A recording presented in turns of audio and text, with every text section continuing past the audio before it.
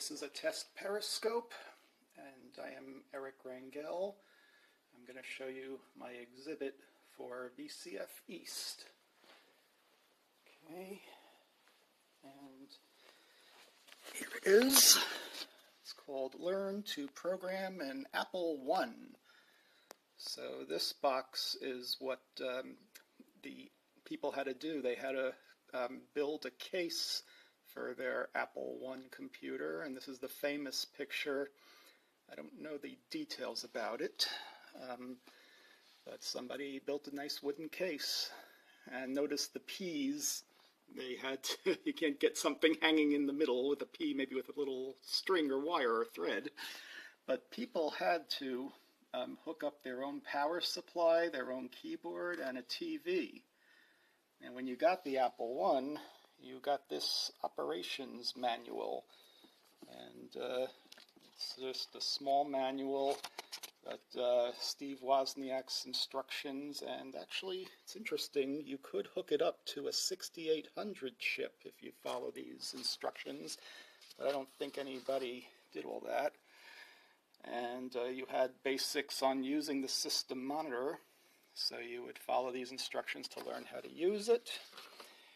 And it had a full listing of the monitor ROM, which starts at FF100.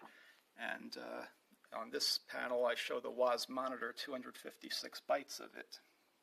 And that goes down to here. And that is the code that Steve Wozniak hand-coded. And this is the architecture of the code and the actual interface chip to do the keyboard and the video display. So it used a 6502 processor, and these are the processor flags. And what I did was, for Kansas Fest, I made a tie for the tie contest. So I hooked up an LED to each flag and hooked it up to an Arduino with a screw shield. And now, if I hook up a battery,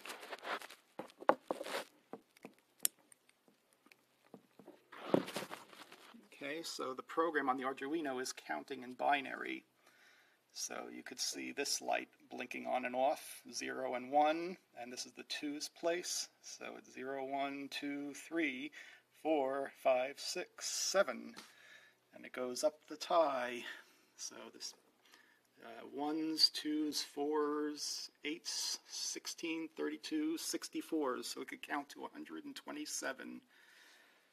Okay, so here is the ad for the Apple I, and it was $666.66, because one of the Steves liked repeating numbers, and that's all you really got for your money. A board with chips, which was all tested, but you got these nice capacitors, and you had to hook up a power supply to it. And if you wanted a cassette interface, 75 bucks, and another 4K of RAM was 120 bucks. That's a nice little cassette, and you'd have these two hookups to the cassette microphone and speaker, or the jack.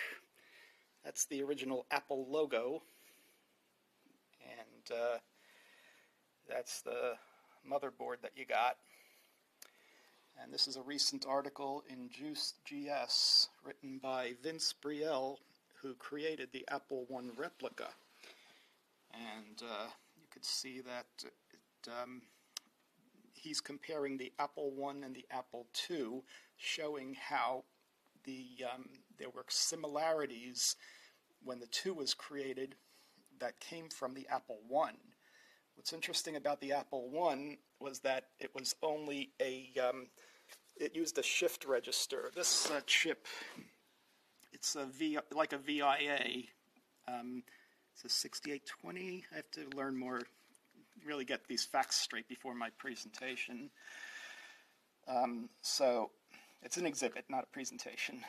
It's going to be in May, the first weekend in May in Wall, New Jersey.